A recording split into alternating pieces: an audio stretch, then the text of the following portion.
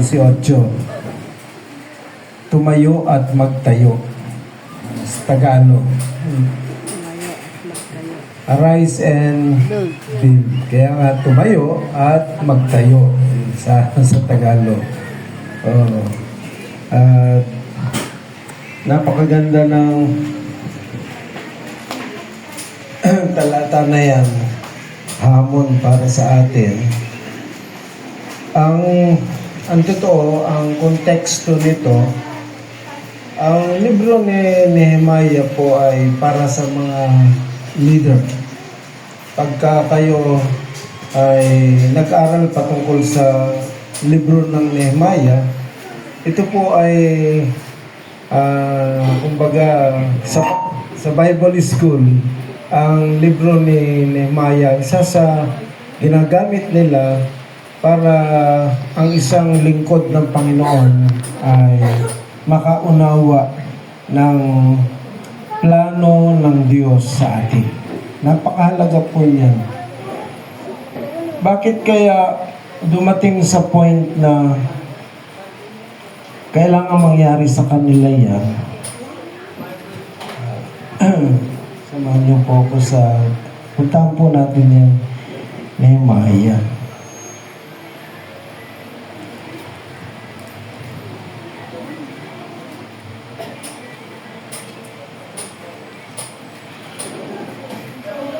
Samahan niyo muna ako sa chapter 1 para maintindihan po natin yung ating tema.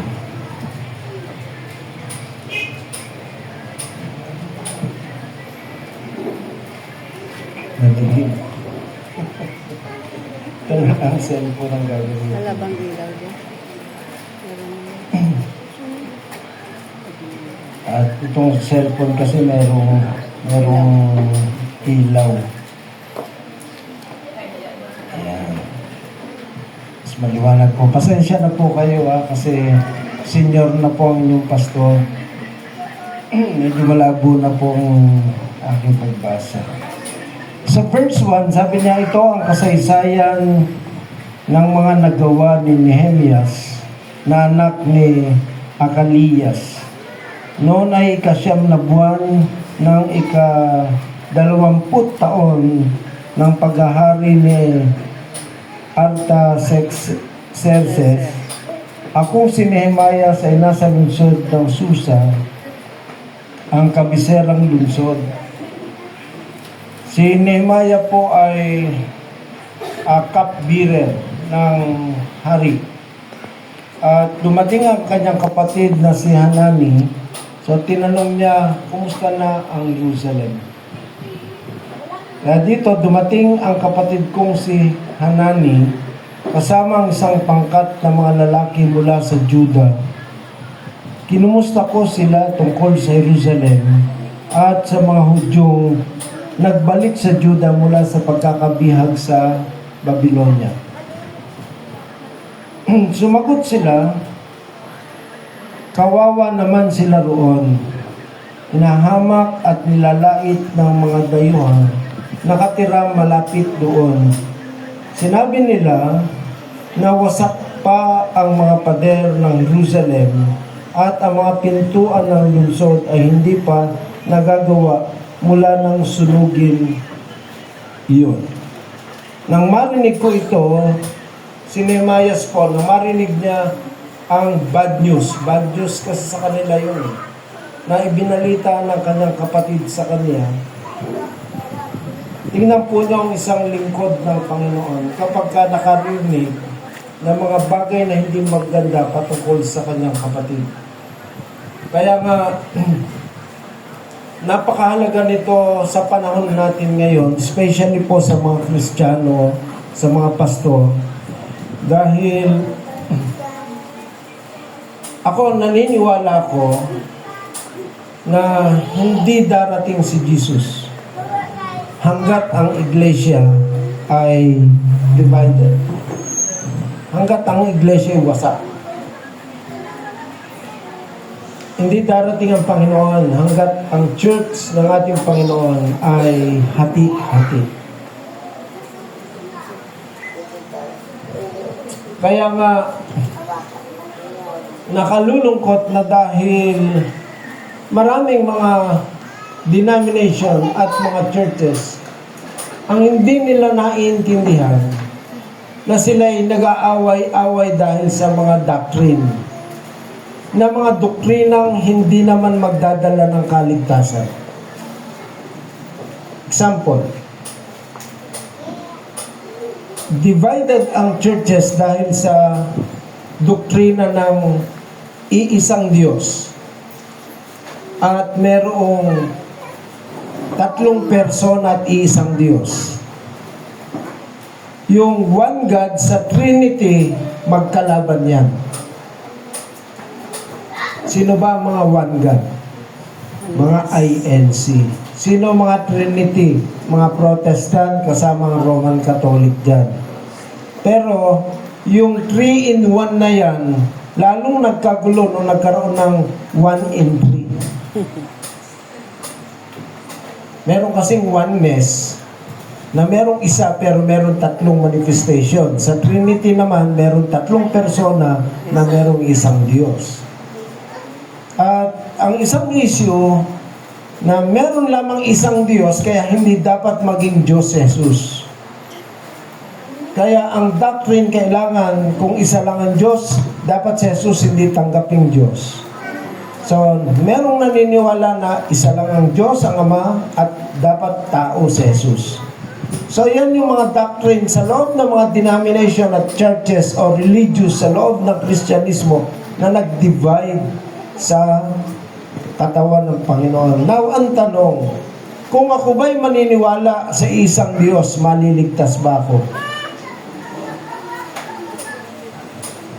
Hindi po. Bakit? Kasi kahit si Satanas naniniwala rin sa isang Diyos. Kung maniniwala ba kung tao lang si Jesus, maliligtas ba ako? Hindi rin po. Bakit? Kasi hindi naman yan ang gospel. Na-save tayo by grace dahil sa ginawa ni Kristo sa krus ng Kalbaryo. Namatay siya para sa sangkatauhan. Yun po yung kaligtasan ng tao na dapat nating paniwalaan. So dun po sa mga doctrine na pinag-aawayan ngayon, kung ako po ang tatanungin nyo, kahit naniniwala ka pa na tao, Diyos Jesus, walang problema. Bakit? Hindi nga po yun ang salvation. Hello? Pero ano nangyayari? Nauubos ang panahon natin saan? Sa debate. Andiyan ba kayo? Amen. So, ang dapat i-preach yung Ebanghelyo ni Kristo. Ano ba yung Ebanghelyo? Si Kristo ay namatay. Siya muli na buhay. Amen. Bakit siya namatay? Di ba saan siya namatay? Sa krus ng Kalbaryo, di ba? Inilibing siya ng 3 araw. At pagkatapos nabuhay na mag-uli, yun kasi yung gospel eh. Na dapat na i-preach. Kaya nga si Jesus Christ, kung hindi nabuhay si Kristo, tayo ang pinakakawawang nilalang. Ang mga Kristiyano, pinakakawawang nilalang kung hindi nabuhay si Kristo magmula sa patay. Yun po ang dapat nating i-preach, wala nang iba. At dahil kay Kristo, makakaparoon tayo sa Ama. Hindi dahil sa tao siya o hindi dahil sa Diyos siya. Hello? Amen. Hindi tayo papasok sa langit dahil sa naniniwala kang meron lang isang Diyos at meron isang oneness at meron isang Trinity. Hindi po. Kaya kung ako po ang tatanungin nyo, ang pinagtatalunan nila na theology sa panahon natin ngayon, kung ito'y magdi-divide sa katawan ng ating Panginoon, wala pong kwenta ang kanilang pinagtatalunan. Sa madalit salita, sa salitang English, nonsense. Sayang ang debate, sayang ang oras, nag-away-away lang sila. Pero isa sa kanila wala ring makakapunta sa langit. Kasi ang pagpasok sa langit, napakaliwanag ng Romans chapter 10, verse 9 and 10. Maliwanag po yun. Ano yun? Kailangan mong paniwalaan na si Jesus ay namatay dahil sa ating mga kasalanan. At siya'y nabuhay, umakyat sa langit at babalik. Yun ang gospel. Yun ang dapat na i-preach. Hindi po yung oneness, yung one God, or yung Trinity. Kaya ang nangyari, nung malaman ni Nehemias, umupo ako, sabi niya. At napaiyak. Bakit daw po siya umupo at umiyak? Dahil nabalitaan niya na ang wall o pader ng Jerusalem wasak pa rin. At ang mga tao doon ay nilalait na mga dayuhan. Umupo siya. Bakit siya umupo at umiyak? Kasi naiintindihan niya yung propesiya kung bakit nangyari yung bagay na yon. Kaya sabi niya rito, naupo ako at napaiyak. Ilang araw akong nagdadalamhati at nag-aayuno. Anong ginawa niya? Pagkatapos niya mabalitaan, umupo, umiyak, nagdalamhati, nanalangin araw at gabi sa ating Panginoon. Alam po ba nyo ang susi ng tagumpay na isang Kristiyano kung gusto talaga nyong mawin ang mga tao, ang mga mahal nyo sa buhay? Napakalaga po ng panalangin. Yan po yung pag-uusapan natin mamaya. Ito yung kanyang prayer na ako habang binabasa ko ito, umiiyak ako. Bakit? Grabe kasi yung panalangin ni Nehemiah sa Panginoon, sa kanyang mga bayan, o sa kanyang bayan. Sabi niya, O Yahweh, katulad nitong Yahweh, pinagtalunan na naman ito. Hindi raw dapat Yahweh ang pangalan ng Diyos. Jehovah. Kay Jehovah, kay Yahweh, kay Yeshua, kay ano pa yan. Yung pagtatalo doon, hindi po hahantong yun sa pagliligtas. Sayang na naman ang oras.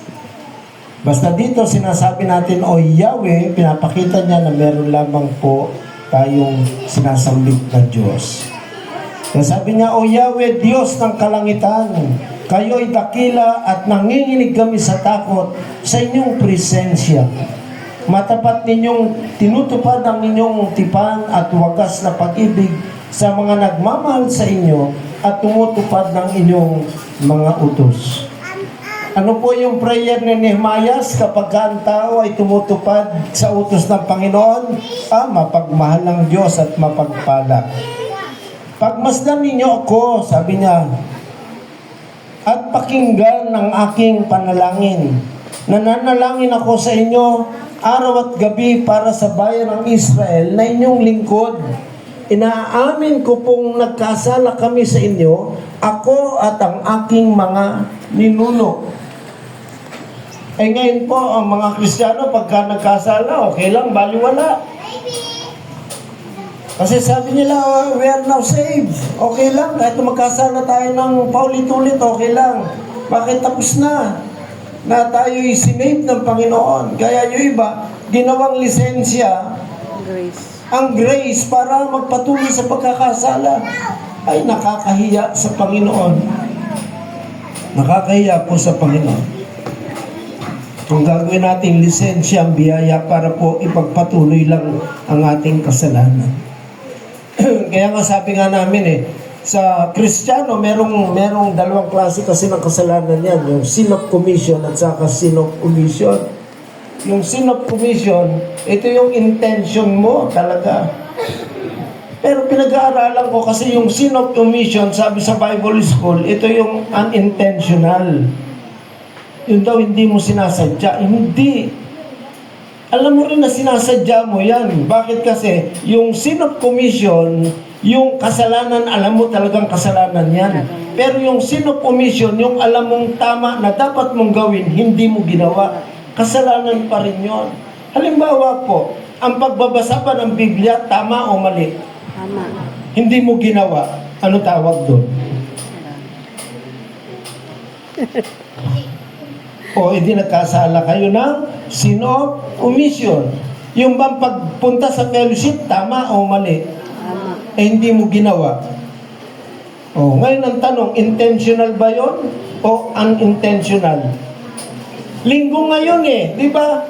O, ano, fellowship pa tayo? Hindi na, next week na lang. O, hindi intention din yun. Kaya kung ako i-correct ko yung teaching sa Bible School na ang sin of commission is unintentional, no. Mali kayo dyan, mga Bible scholar.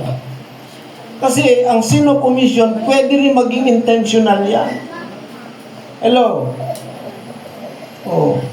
Kahit naman yung sin of commission, pwede rin naman maging intentional at unintentional. Pwede rin naman yon. Ang hindi ko lang maintindihan, nakasama mo na magdamag yung babae sa isang hotel, pagkatapos sasabihin mo, nagising ka. Sino ka? Bakit tayo magkasama? Parang gusto mo lang sabihin, ang intentional yung ginawa mong pagkakasala. Pero magdamagan lumipas hindi mo pa rin alam kung ano ginagawa mo. Parang napakahirap paniwalaan sa harap ng Diyos. Amen.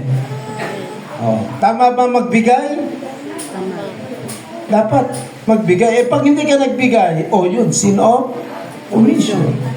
So, lahat ng tama na alam mo, pero hindi mo ginawa, sin of omission. Kaya kung ako ang magkukwenta, ang pinakamalaking nagagawang kasalanan ng Kristiyano is sin of omission, not sin of commission. May lumapit sa bata, humihingi ng limos. Alam mo tamang bigyan siya, pero mas nag-advance ang isip mo na wag na lang siyang bigyan. Bakit? Kasi malakas naman yung tatay niya na dapat na nagbibigay sa kanya. Hello? Prayer meeting, tama ba o mali? Tama. Di ba, andun naman si Brother Romeo, andun naman si General, andun naman sila. Next time na lang ako. Kaya nangyayari, pinakamalungkot na fellowship prayer meeting. Bakit? Ang dami natin sa linggo, pero ilan lang tayo sa panalangin.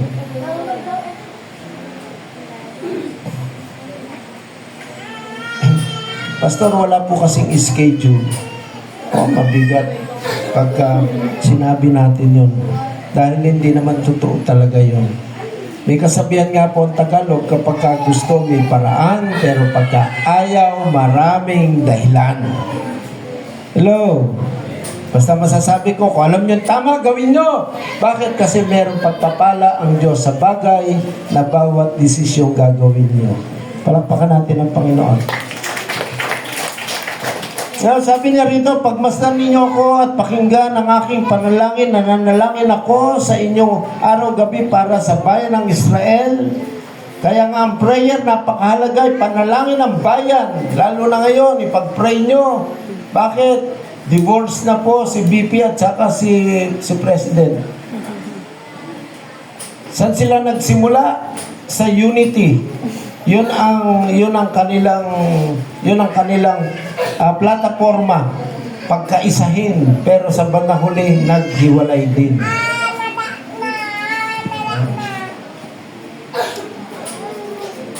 Kaya ipanalangin natin ang ating presidente. Alam po niyo, napakagaling nung araw, yung matandang Marcos, napakagaling. Idol ko yan napakagaling. Pero ang kahinaan ni Perdi nung araw, si Meldy. Ngayon po, si Bongbong, ang kahinaan naman niya, si Bonggi. Kaya ipag-pray natin, ang ating bayan, kasi masyado na tayong malulugmok sa kahirapan. Grabe po ngayon, masyado nang umaandar ang politiko sa next na election. Yun na po na-divert ngayon. Paano ng mga Pilipino na paglalaroan na tayo? Kaya lumuhod tayo, manalangin para sa ating bayan. Katulad din Mayas, nag-pray, nag-fasting, umiyak. Nasa atin ang panalangin para sa kanila. At ang matindi dito, sabi niya, inaamin ko pong nagkasala kami sa inyo, ako at ang aking mga ninuno. Napakabigat ng aming kasalanan. Ay ngayon po, walang umaamin nito. Walang umaamin ng kasalanan. Si Nehemias, para siya makalapit sa trono ng Panginoon, kailangan niyang aminin makasalanan siya. Kasi kung hindi niya aaminin ito, hindi siya makakarating sa presence ng Panginoon. Lahat po ng mga tao na nananalangin at dinadagukan ng kanilang sarili dahil sila ay makasalanan, sila po yung pinakikinggan ng Panginoon. Kesa dun sa mga hipokrito na nagsasabing, hindi ako katulad ng makasalanan na yan. Daming hipokrito ng mga church leader ngayon. Nagsasabing sila lang ang tama, sila lang maliligtas. Nako, baka po magulat tayo, lahat na nagsabing sila lang ang tama at sila lang maliligtas, baka po ni isa sa kanila wala pong maligtas. Maawa po tayo sa atin. Sabi niya, napakabigat ng aming kasalanan sa inyo. Hindi namin sinunod ang inyong kautusan. Nilabag namin ang mga tuntuning ibinigay ninyo sa amin sa pamamagitan ng inyong lingkod na si Moises. Sinabi niyo kay Moises, eto na po, gumamit na siya ng salita ng Panginoon. Kung kayong mga Israelita ay tatalikod sa akin, ikakalat ko kayo sa iba't ibang mga bansa. Tandaan po nyo, hanggat sila ay sumusunod sa Panginoon, kahit na po magsama-sama pa ang lahat ng mga bansa na nakapaikot sa kanila para sila digmain, hindi po sila natatalo. Pero kapag sila po ay tumalikod at nagkasala at sumamba sa ibang Diyos-Diyosan, napakabilis po na sila po ay magapi. Talo kagad. Subalit kung manunumbalik, ito naman ang kondisyon. Kung ikaw ay magkasala, verse 9, subalit kung manunumbalik kayo at tutupad sa aking mga utos, mapatpad man kayo sa pinakamalayong lugar, titipunin ko kayo muli sa lupaing aking pinili upang sambahin ako doon o roon. Ako po ay magtatanong, bakit po divided ang church ngayon? Because of sin. Yun po ang totoo kung bakit divided ang church. Jesus and the apostle, Jesus formed the church. The apostle conformed the church.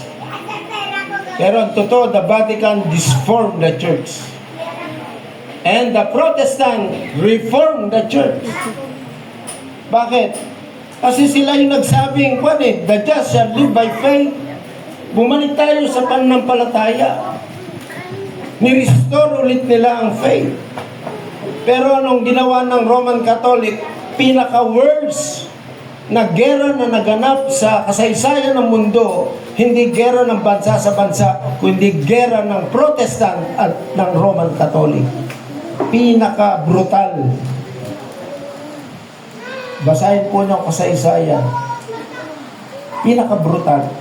Bakit? Ano po ginawa ng Roman Catholic sa mga Protestant nung araw?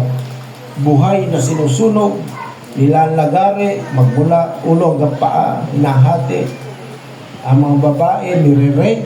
Sinong gumagawa? Roman Catholic.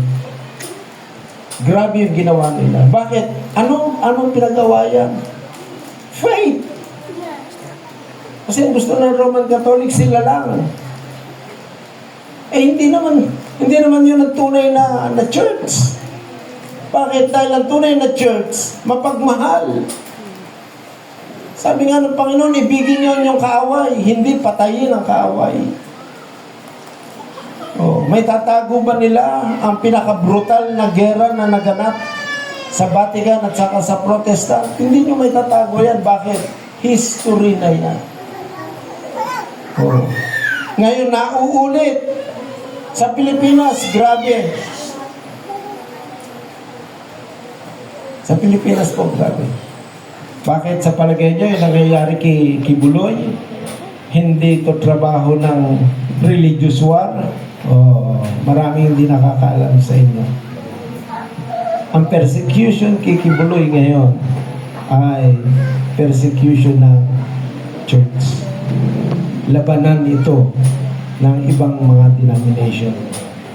Si Eli Soriano, sa palagay nyo, yung pagkakalipad ni Eli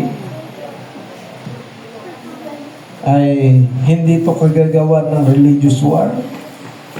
Eh kung talagang tama sila at may paglilingkod sa Panginoon, na ba hindi dapat minamahal ang kapatid? Eh, ayaw lang sumunod sa paniniwala mo. Kailangan ba patayin ang kapatid mo? Nathan, Iba ako, naniniwala ako kunin mo yung na si Jesus ay Panginoon at Diyos. Eh ikaw, hindi naniniwala, tao lang sa iyo. Kailangan mo ba akong patayin? Dahil maraming naniniwalang sumusunod sa akin. Ganun kasi ngayon ang takbo. Kaya nga, sinasabi ko sa inyo, ang pinakamabigat na labanan ngayon, hindi po ng gera ng China at ng Pilipinas. Bakit?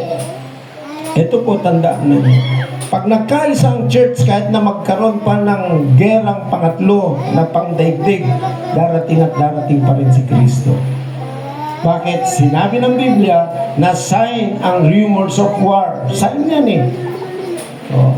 Pero ang pagkaka-divided ng church, isang dahilan yan kung bakit hanggang ngayon na-delay ang pagbalik ng Panginoon. Eh, paano patutunayan yan? Ephesians chapter 4, verse 11 to 14. Pakilagay nga kung meron kang talata dyan. Tignan niyo Ephesians chapter 4,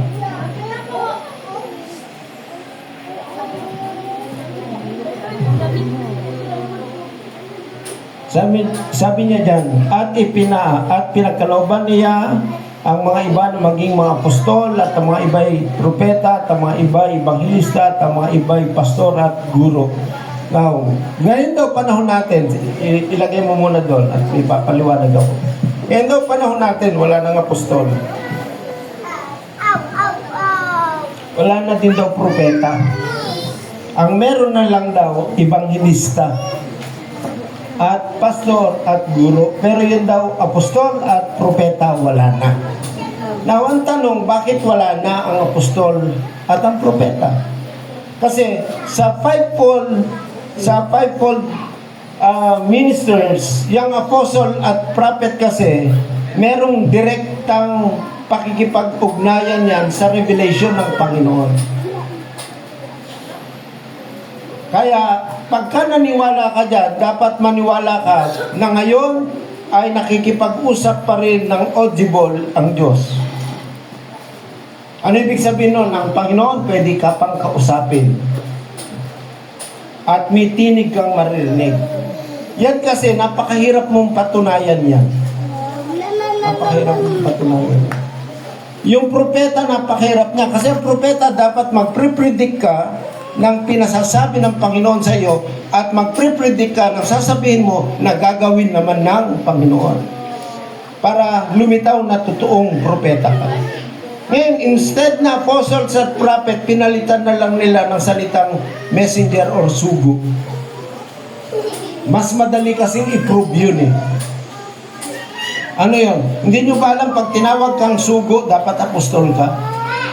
Di ba pagka sinabing sugo, dapat propeta ka? Pero para mapagtakpan yung pagiging apostol mo at pagiging propeta mo, mas magaan na salita yung salitang sugo. Pero gusto kong patunayan ano yung ebidensya mo na sugo ka nga ng Panginoon. Si Moises, meron bang ebidensya nung sinabi niyang siya'y pinadala ng Panginoon? Meron. Ano yun? Yung tungkod niya nagkaroon ng himala. Ano ibig sabihin? Pag merong apostol at merong propeta, dapat may himala pa rin. Eh sabi nila, lipas na ang himala. Nako, ang laki ng problema natin. Bakit? Kasi ang miracle, isa yan sa gifts ng Panginoon. Hindi pwedeng mawawala ang miracle. Ang miracle dapat patuloy pa rin natin makita. Ano ba ibig sabihin ng himala? Ang himala kasi ay ang pagkilos ng Panginoon dun sa mga bagay na hindi kayang gawin ng tao. Sino lang pwedeng gumawa nun? Ang Panginoon. Now, itaas mo. So, kung wala na ang apostol, wala na ang propeta, paano magaganap yan? Ano sabi niya? Sa verse 12 mo na. sa ikasasakdal ng mga banal sa gawaing paglilingkod sa ikatitibay ng katawan ni Kristo. Ikasasakdal daw. Ano yung salitang ikasasakdal? Yun o yung ating vision. To present every man perfect in Christ. Kaya ba ng God with us lang yan? Hindi. Ang kailangan ng God with us, fivefold ministers para mangyari yan. So ano kailangan? Dapat makikonnect tayo sa katawan. Kasi kung tayo lang, hindi natin magagawa yan. Pero yan yung vision natin. Na gusto natin na maisakdal ang bawat mananampalataya. Yan ang ating vision. Taas mo. Verse 13. Verse 13 na. Ayan. Hanggang sa abutin nating lahat. Ang pagkakaisa. Ang ano daw po? Ang pagkakaisa. Tanong, nagkakaisa po ba ang church ngayon? Hindi. Nagkasundo na ba si Eli Soriano at saka si Iglesia ni Cristo? Hindi. Ang Roman Catholic, ang INC? Hindi. Ang born again, kahit na magkaisa tayo lahat, kulang pa rin tayo. Bakit? Kasi kinoconsider nila lahat ng naniniwala kay Kristo, dapat ay Kristiyano. Magkakaiba man tayo ng paniniwala pagdating sa salvation. Pero pinakamalapit at pinakatotoo yung faith natin sa born again. Bakit? Dahil naniniwala tayo na save tayo by grace. Pero ang Roman Catholic, para masave ka, dapat membro ka nila. Ang INC, para ka masave, dapat membro ka din nila. Si Eli Soriano, ganun na rin ngayon. So kung hindi ka kasali sa kanila, hindi ka maliligtas. Ang tanong, INC lang ba ang pupunta sa langit? Oh no. Tagilid. Bakit? Apo, hindi nila kayang i-reach out ang buong mundo. Ang kultura sa Pilipinas, iba sa kultura sa Amerika. Doon, maluluma sila ron. Maluluma sila ron. Sa Europe, maluluma sila ron. Sa India, ay, naku, maluluma ka doon. Sa Afrika, pwede pa. Bakit? Kasi dahil sa gutom at uhaw ang mga tao, may dala-dala ka lang na relief. At ibigay mo sa kanila, i-gather mo sila, pwede ka na magkaroon ng church, instant church, basta may dala kang ayuda. Pero sa susunod na taon at wala ka ng ayuda, wala na rin yung membro mo. Bakit? Ando doon na naman sa kabila. Ngayong taon na ito, nagdala ang INC na ayuda. Sumunod na taon, nagdala si Kibuloy na ayuda, lahat nakikibuloy. Sumunod na taon, nagdala si El Soriano na ayuda, lahat nalipat lahat doon. Sino matitira? Yung taga-taban lang ng ayuda, yun ang matitira sila. So hindi sila na born again dahil sa gospel, na born again sila dahil sa milk and honey. Nakakalungkot. Na-brown out. Ayan. So saan daw magkakaisa? Sa pananampalataya. At ang pagkakakilala, nako, ito na, laki ng problema dito. At ang pagkakakilala sa anak ng Diyos. Alam po nyo, ang daming, ang Word of God, wala pong debate dyan. Alam nyo kung nasaan ang debate, nasa interpretation ng Word of God. Pagkakakilala sa anak ng Diyos, Jesus ay tao, period. Yung isa, pagkakilala sa anak ng Diyos, ang anak ng Diyos ay Diyos, period. Sabi ni Luisa, dalawa na. Mag-aaway na ngayon dalawa. Bakit? Kasi yung isa tao, yung isa ay Diyos. Sumingit naman yung Jehovah Witnesses. Pagkakilala sa anak ng Diyos, mas mababa ng konti sa Diyos. Little God. Ako, gumulunan lalo. Tapos pasok naman ang Mormon sa pagkakilala sa anak ng Diyos. Si Jesus, kakambal niya si Satan. Naku, delikado na. Alam niyo ba na ang doktrina ng Mormon, twin brother ni Jesus si Satan? Grabe. Ng Pasig. Ano ibig sabihin ng twin brother? Magkapatid pala eh. Wala. Pwede kung magkapatid yan, eh di ano, oh, tol, kumusta? Pagutol pala eh. Bad and good lang. Parang Cain and Abel lang siya. Pero magkapatid sila. Ako, tagilid. Hindi pwede. Bakit? Eh, sabi niya, in the beginning was the Word, and the Word was with God, and the Word was, sabi ng Jehovah, God. Tapos na. Yung di God at saka God, magkaiba yun. Sa pagkakakilala ka lang. Hanggang, sabi niya, sa lubusan na paglaki ng tao, kailangan pala church nagmamature. Yun ang dahilan kung bakit to present every man matured in Christ. Dapat mag-mature. Kaya ba natin na mag-mature ng bawat, hindi natin kaya. Dapat kinikilala natin ang lahat ng mga tinawag ng Panginoon na kabahagi para tayo maging mature.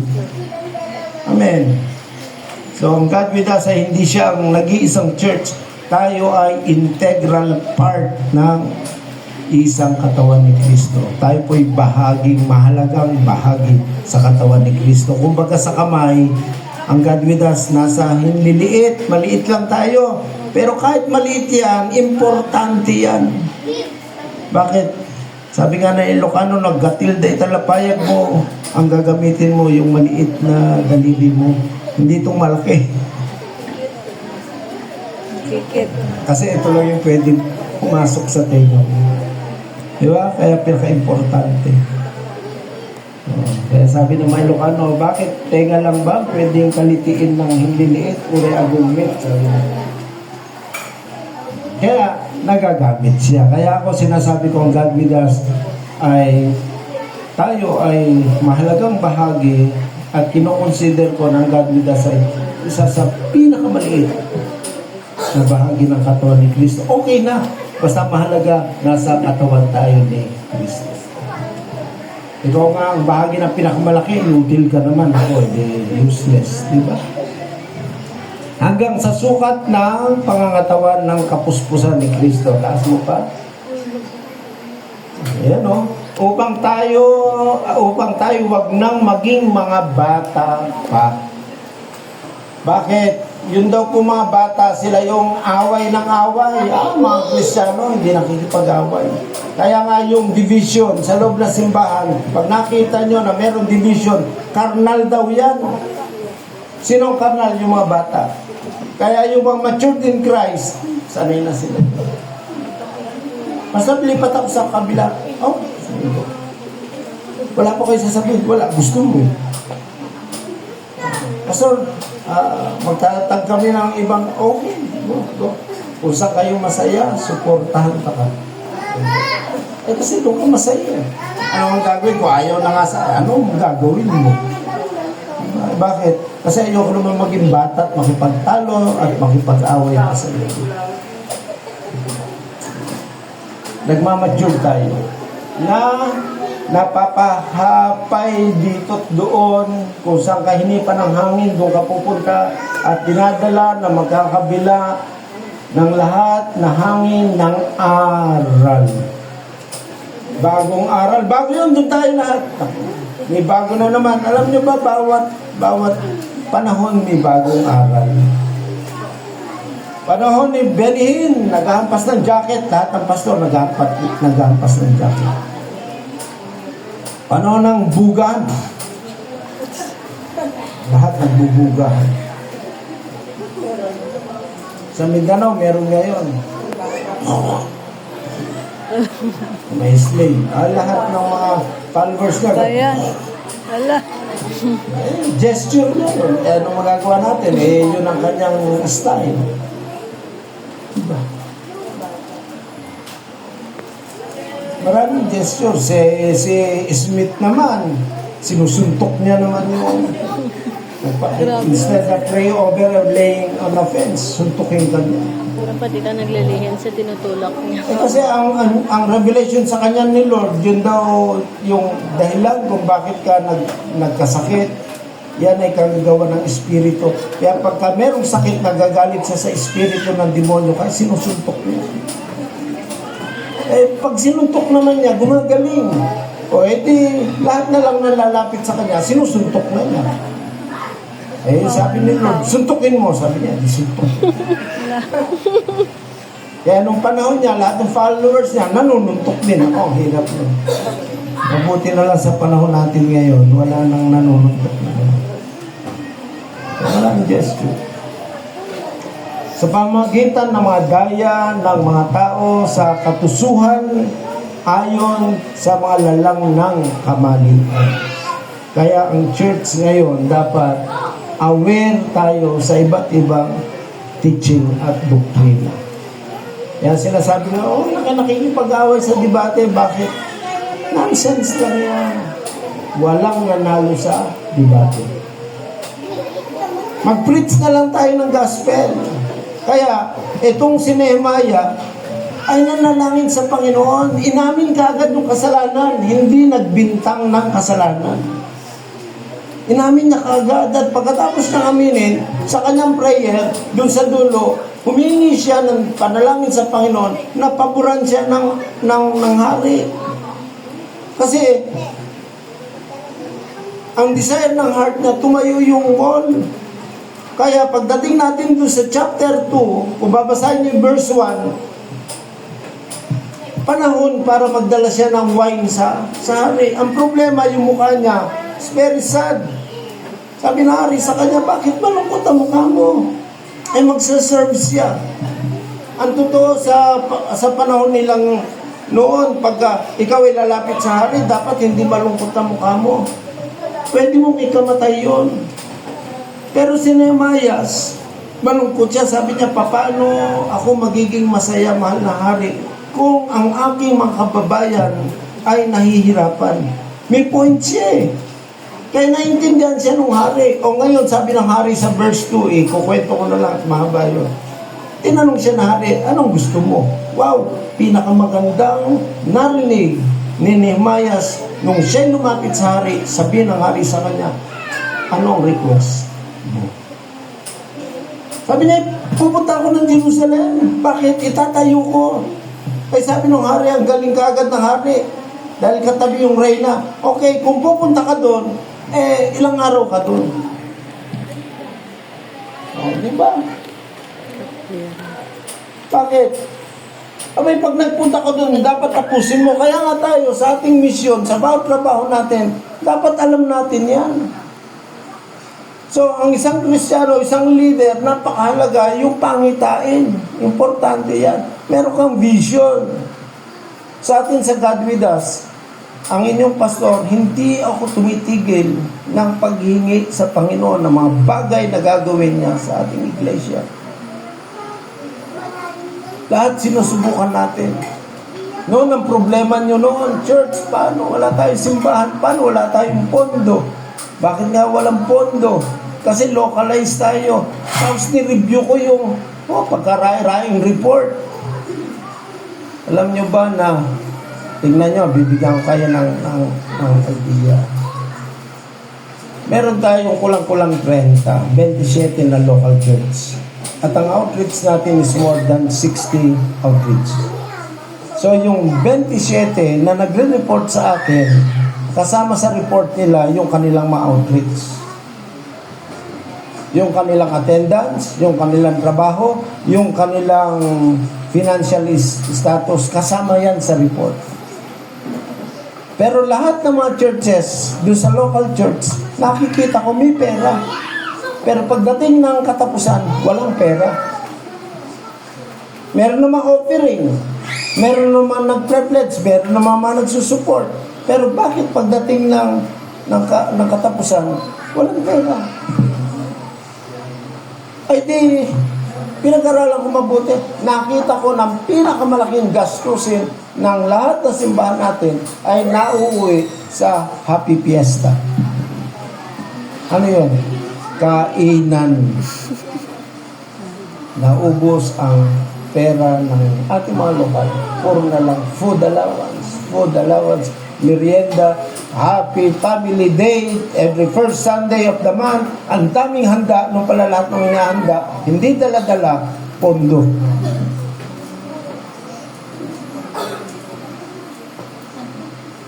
Sabi ko, Panginoon, nanalangin na ako sa Lord. Sinabayan ko na ng panalangin kasi meron akong hihingin sa kanila. Ano yun? I-centralize yun. Ang problema, aaprubahan ba o hindi? Dahil sa ang inyong bishop, hindi naman ako diktador na yung gusto ko kaagad ay gusto ko. Kailangan ko munang ilatag sa inyo yung makatotohanan. Ito yung pera nyo, ubus na ubus. I-centralize natin yan.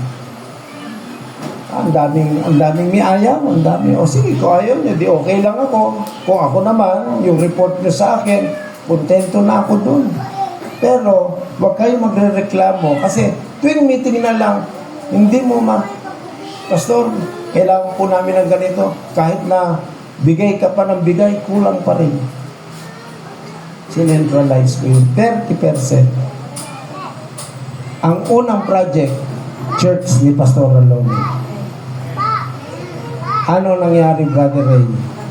Kulang. Tumayo, di ba? Maliit pa lang naman ang ating pondo. Pero hamunin nyo ako, sabi ko nga sa inyo, kung sasabayan nyo ako, 5 years, 200 local churches ang ibigay nyo sa akin. Bawat taon, milyon na simbahan kaya natin tayo. Kaya, bakit? Nakita ko may pera eh. Kaya na saan napupunta ang pera? Happy Fiesta. Tapos sasabihin nyo, wala kayo. Nagsaya naman kayo nung first Sunday. Meron pang isa. Yung sinasabi ko kay Apple, umakyat kayo ng Craddock, dala nyo ang inyong ipinasok na gamit. Mamaya, bababa kayo. Yung inakyat nyo, ibababa nyo. Pero yung Craddock, iiwanan nyo. Ang totoo, yung Craddock, dun sa inyong fellowship room, bayad nyo na yun dapat. Bakit? Milyon na po yung ibinayad nyo dun. Bababa kayo, wala kayong tubo na nakuha. Sayang. Pero na-enjoy nyo naman yung air condition, okay lang. Kaya sabi ko ngayon, 10 years na ginawa nyo, kung hindi kayo tumama, o yung pagkakamali na 10 taon, kasalanan mo yan. Pero pag uulitin mo pa ng 10 years pa yan, yung kasalanan na yan, ang tawag ko dyan, medyo masakit din eh. Yung pagkakamali ng 10 taon, pag uulitin mo, katangahan na yan. Buti na lang di ako tanga.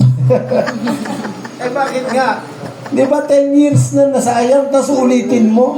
Ang problema, yung age, yun lang naman ang sabi ko sa anak ko, Daddy, what is your age? Sabi, alam mo anak, yung edad ko lang ang tumatanda, pero ang mukha ko bumabata. Amen.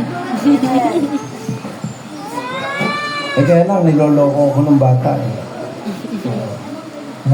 Palagi niya ako inahamon eh. Sabi ko, okay na yan. At least may daddy ka, may lolo ka pa. Ang dami niyang tanong, ba't daw yung mami niya, bata ako, matanda. Sabi ko, nabubuli ka ba sa school? Okay, sabihin mo, at least meron na ako daddy, meron pa akong lolo.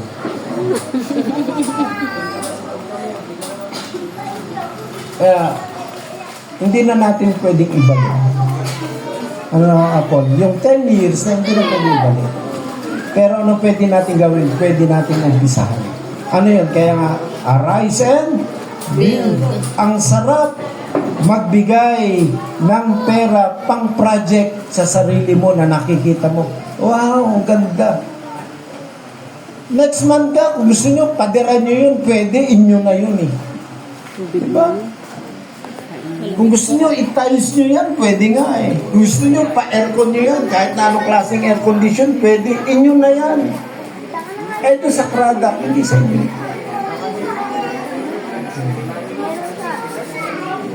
Tingnan nyo ito, tandaan nyo ito.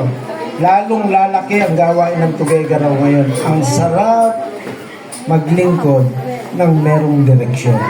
Kaya sinabi ng hari, ilang araw kang mawawala. Alam niyo, ang totoo, yung wall Jerusalem, 52 days niyang ginawa. Ilan yung 52 days? Kulang ng 2 buwan. Doon sa panahon na yon, may mga opposition. So pag merong vision, merong plano, dapat kung merong plano, dapat ipa-implement mo yung plano. Ang isang leader, dapat may vision siya, dapat may plano siya. Sabi ni Jesus Christ, bago ka magpatayo ng bahay, umupo ka muna, kwentahin mo muna. Bakit? Kasi pag tinayo mo at hindi mo natapos, tatawanan ka ng mga tao. Kaya ang pumapasok na pera po sa atin sa God with us, bawat buwan, minsan 100,000, minsan abot na 150, madalang yung 200,000. Kaya lang, yung kalahati kasi noon, napupunta sa lahat ng mga expenses at allowance ng mga pastor. So, yung 50% doon, yun talaga para sa mission. Nakikita ko, Lord, pwede pagka 3 buwan, 4 na buwan, may 200. Kung magkano lang yung kasya doon sa 200, yun, pwede na namin gawing fellowship.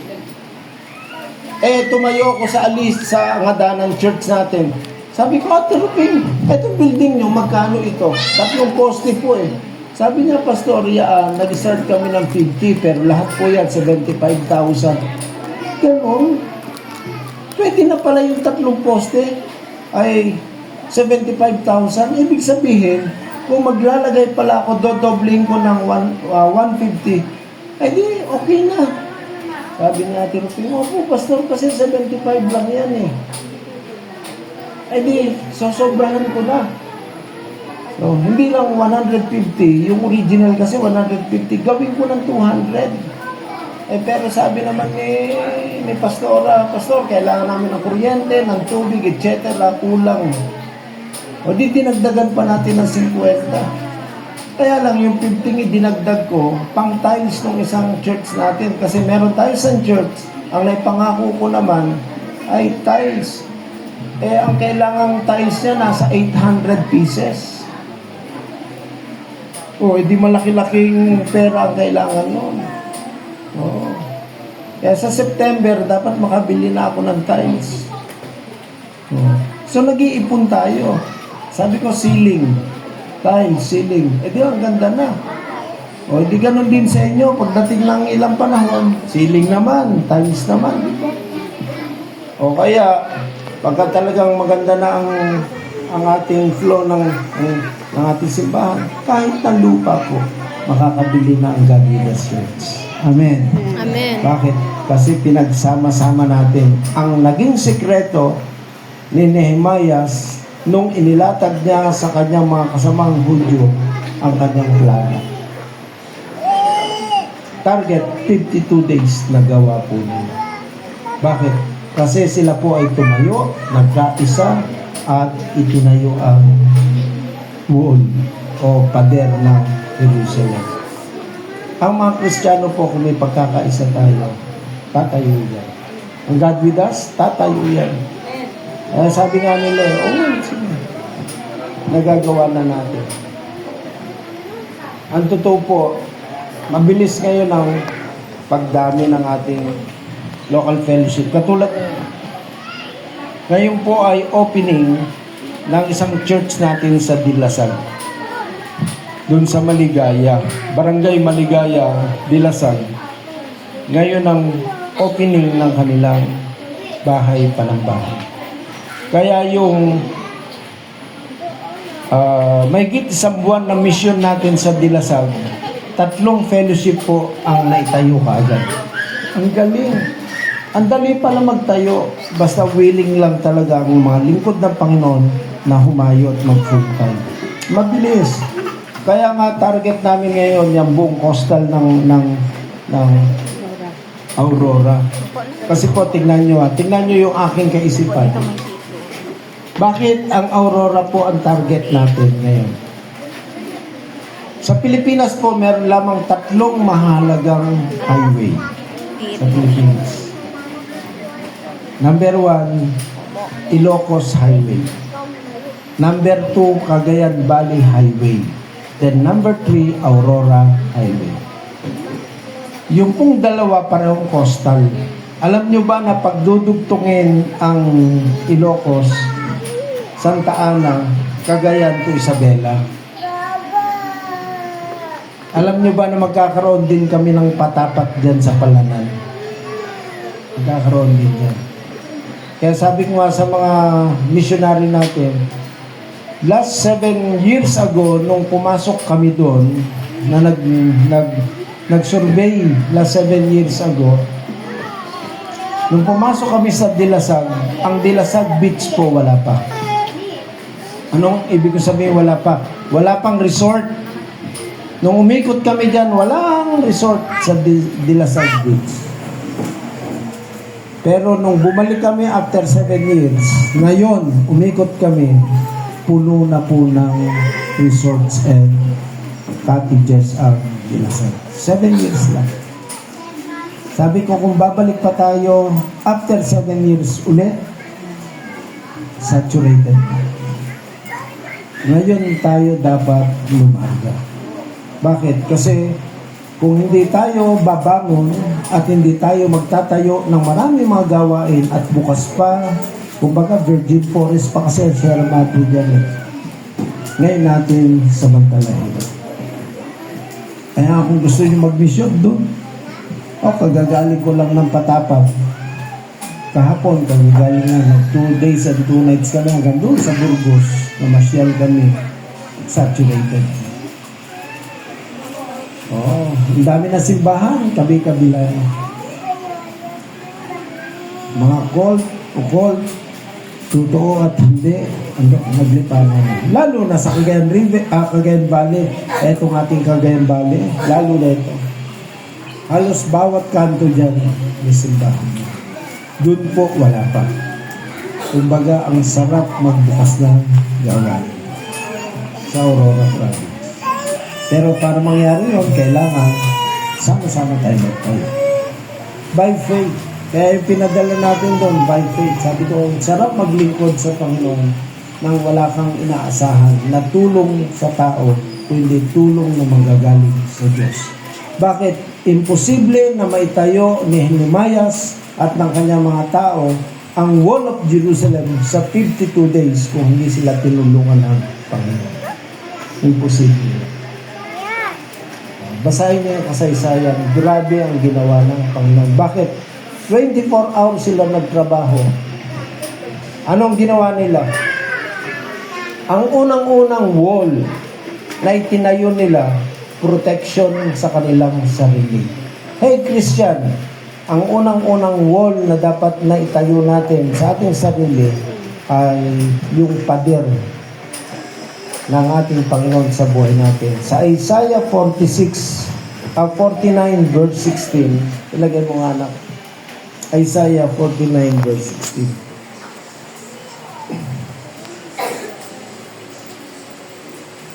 Sabi niya, narito aking inangyuan ka sa mga palad ng aking mga kamay.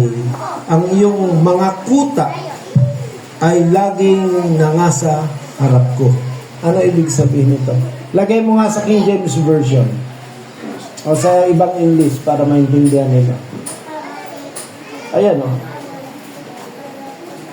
Sabi niya, thy walls, meron ba tayong walls? Sabi niya, thy walls are continually before me.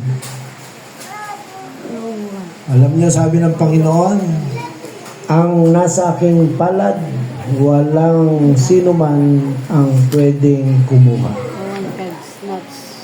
Kapag ka ikaw ay iningatan ng Panginoon, kahit na magtulong-tulong pa ang mga demonyo, hindi ka nila masasaktan. Bakit?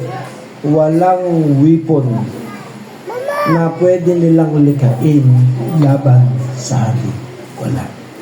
Bakit? Kasi ang Diyos ang naglagay. Kaya nung pumasok na sila ni Nehemias, may mga oposisyon, Bakit? Hindi pwedeng tumayo ang wall.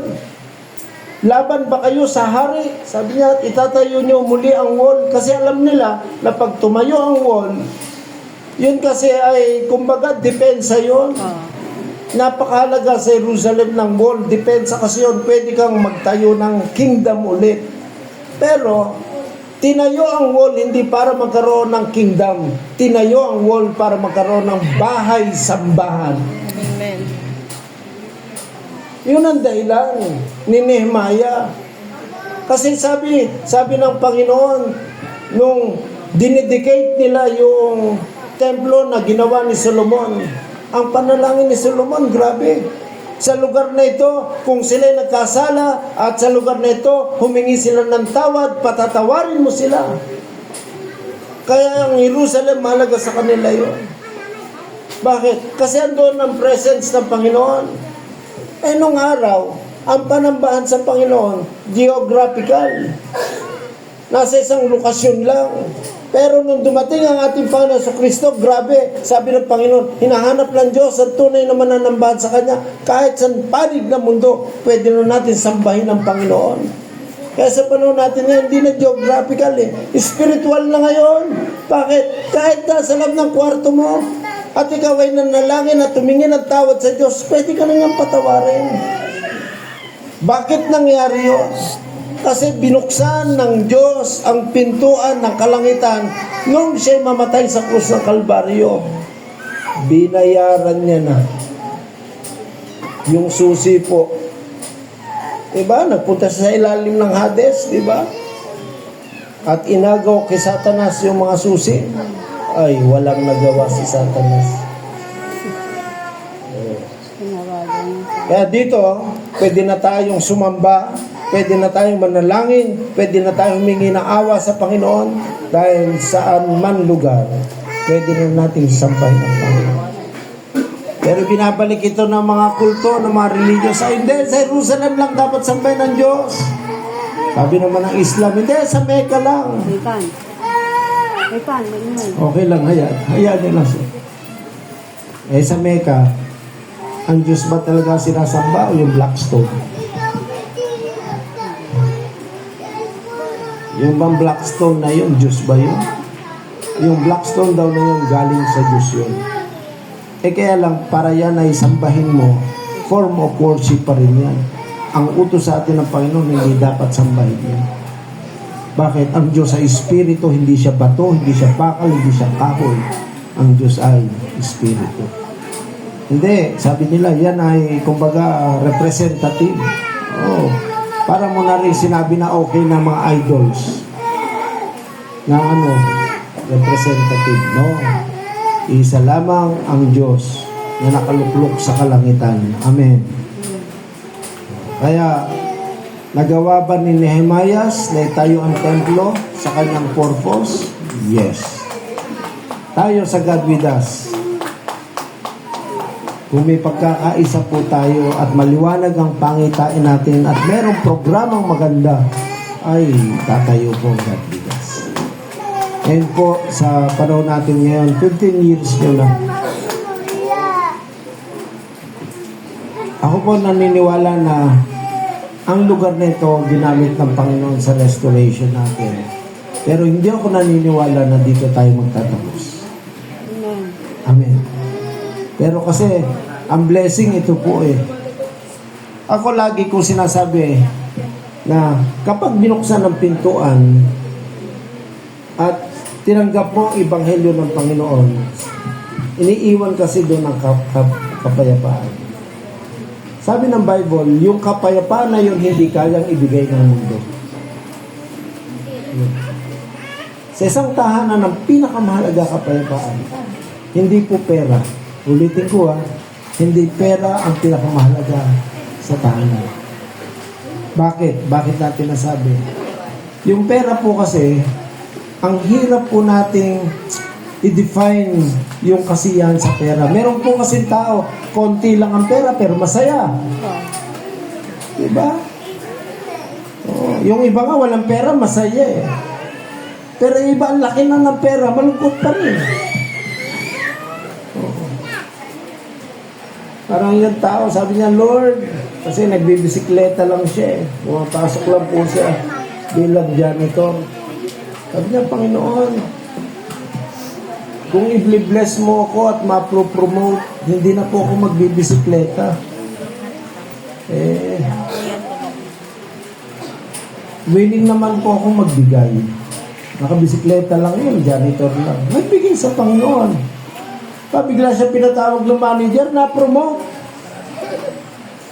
Ginawa na siya security guard. Magmula sa pagiging janitor, naging security guard.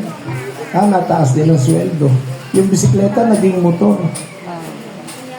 Sabi niya, di bali Panginoon, sabi niya, dahil tapat ka naman, magbibigay pa rin ako. Ito kwento lang naman. Sabi nila, posible yan. Pero ito kwento lang naman. From janitor to security to manager. Wow. Yun yung promotion. Manager, malaki na ang sweldo. Sabi niya, Lord, bakit po? Pwede naman akong makibargain. Pinaalala ng Panginoon, nung janitor ka, nag-pray ka ng pagpapala. Sinagot kita. Bakit ngayong manager ka na, nakikibargain ka na masyado ng malaki yung ibibigay mo sa akin? Kung ibalik kita sa janitor, okay lang ba? Yun ang tanong. Ano ibig sabihin? Kung i-define mo ang kasiyahan ng isang tao, mahirap i-define sa maliit at sa malaki. Amen. Para sa atin, kung tayo ay babangon at itatayo ang pananampalataya, laging umasa at magtiwala lamang sa Panginoon. Si Nehemiah, napakagaling na engineer nito. Sabi nila, bakit? Kasi nakagawa siya ng plano. Hindi ka pwedeng maging engineer kung hindi ka pwedeng maging engineer kung hindi mo kaya gumawa ng plano. Si Nehemiah, nagawa niyang gawa ng plano. Ang matindi ito, alam ni Nehemiah na wala siyang suporta. Kaya sabi niya sa manlahari, pwedeng gawan mo ako ng kasulatan na yung tagabantay ng gubat, pahintulutan akong pumutol ng mga kahoy. Ang galing ni Nehemiah. Sa loob lamang ng 52 days, nakaputol ng kahoy, naitayo. Pero yung 24 hours. Ano ang aking revelation dito? Hey mga Christian, ano ba ang pwedeng itayo sa buhay natin? Kumusta ang faith? Sabi ni Pablo sa mga taga-Corinto, tingnan natin ang sarili natin. Baka tayo ay nakadapa na pala. Akala natin nakatayo pa tayo. Kulang sa protection eh. Kaya sabi ko nga, ang Diyos ang nagbibigay ng protection sa atin. So, gumawa ng wall sa inyong sarili ng inyong pananampalataya, gumawa ng wall sa loob ng church o sa labas ng church, kinakailangan niyo natin. Ako nung araw hindi nila ako maintindihan na bawat kapatid, bawat kamembro sa loob ng simbahan, may mga pagkakataon na may mga magkakasala at magkakamali dyan. Isang bahay na may posibilidad na may mahulog sa pagkakasala na hindi dapat sirain sa labas. Ano ibig sabihin mo? Ilalagyan ng iniingatan mo. Si pastor, perfecto ba? Kung ang sarili mo, sabi ng Panginoon sa Isaiah 49, ay naglalagay ng ingat sa iyo, kahit si pastor, ingatan mo. Gumagawa ka ba ng wall na panalangin kay pastor tuwing ikaw ay nanalangin? Alam niyo ba kung ano ang aming hirap? Kaninang maga po, galing nga kami ng pagudpod, dumating kami sa bahay kagabi, 7. Last Monday po, galing naman ako ng Nasugbu, Batangas. From Nasugbu to Santiago to Pagudpod to Santiago, kagabi, kaninang maga, Santiago Pusolano. Binuhat na lang ni Mrs. yung dalawang batang tulog.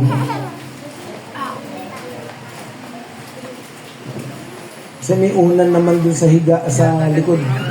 Higa na lang yan. Nakapadyama pa yung mga yan. Ako, wala pa rin tulog. Pero kailangan mag-drive. Bakit? Kasi nga, paano mo itatayo ang gawain panambahan sa Panginoon kung ikaw mismo nagre-reklamo sa sarili? Papunta na ako rito kanina. Pastor Roloni, next time na lang ata. Hindi ko na kaya. Pero para ko inaming mahinanan. Ito lang. Bakit nakapag-pray naman ako sa Panginoon? Kaya napakahalaga nun. Ang God with us, establish ang ating vision. Ang God with us, mayroong magandang plano sa atin. So, importante po yan na may pa-implement yung plano na yan. Ang God with us po, willing magtrabaho. Ang inyong pastor, willing ako magtrabaho. Ang aking pinagpapasalamat kahapon, papauwi na kami. Tumawag niyo sa kapatid, Pastor, yung pong ikakasal niyo sa Tuesday sa Baguio, okay na po, cancel na po. Ay, salamat, sabi ko. Nasugbo to Santiago to Pagbud, tapos back to Santiago, to Solana, tapos to Baguio. Mabubuha, tapos balik ulit ng Tuguegarao, inauguration niyo. O, ganun ka, ano tawag nito? Hectic yung aking gawain. Ang lalayo, ano? Ay, so nasugbo, matutuwa ka eh. Oh. First time ko nakakita ng kay Pastor Bong, sa atin kasi isang basket, di ba? Pagka ganun pala kalaki, hindi na pwede isang basket. Alam niyo po, yung giving lang nila, kulang po ang 20 minutes. Doon ako nakakita na mga tao ay talagang nagpupunta sa basket na naghuhulog. Walang patid. Tapos na ako mag-pray, pag dilat ko, may tao pa. Walang patid. Grabe sila. Kasi ang dami tao. Regular kasi nga 500 to 700 na kaluluwa. Yung palang ganun kalaking 500, ay talagang sa giving pa lang, 30 minutes na. Sa giving pa lang, 30 minutes na. Kaya talagang yung 2 hours mo, Apple, sa susunod, pag nag-500 na kayo dito, giving mo pa lang, ubus na isang oras. Di Pastor, din, laki ng offering nila. Oo naman, siyempre, daming tao. Pero ang heart ng Pastor, grabe. Sa God with us, darating araw, talagang i-bless naman tayo. Bakit? Kasi sa totoo lang po, pag pinagsama lahat ng God with us, mas malaki naman tayo. Pastor. Sabi ni Pastor po, mas malaki yung sa iyo. Kaya lang, hiwa-hiwalay. Ako kasi isa lang. Nagsama-sama. Sabi ko, kahit sa tao, mas malaki ako. Bakit? Isipin nyo, ang deacons ng God with us is more than 200. Ang deacons. Kaya gusto ko na next year, magkakaroon na ako ng leaders and deacons seminar. Kung merong youth camp, magkakaroon din tayo ng deacons camp. Ang youth camp kasi 3,000 yan eh. Pero nasa resort sila. Pero ang deacons, ilalagay natin sa hotel yan. Kaya lang, 5,000 ang registration yan. Pero ang sarap. Ang sarap po. At nakita ko na very effective kapag ang mga deacons pinagsama-sama nyo. Kasi sila po yung nagplano. Importante ang plano sa ministry. Sila kasi yung kumbaga doon sa vision casting natin, sila kasi yun. Kaya mga deacons, sumanda kayo. Pag na-aprobahan ito next year, kailangan po kung mga 2-day seminar yan. Pwede ba yun, Jen? 5-star hotel? Pwede ba yun? Ang mahal na yun.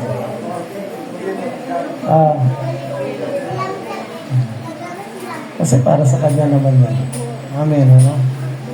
Kaya yung kaibigan kong pastor po, pagka nagkakaroon sila ng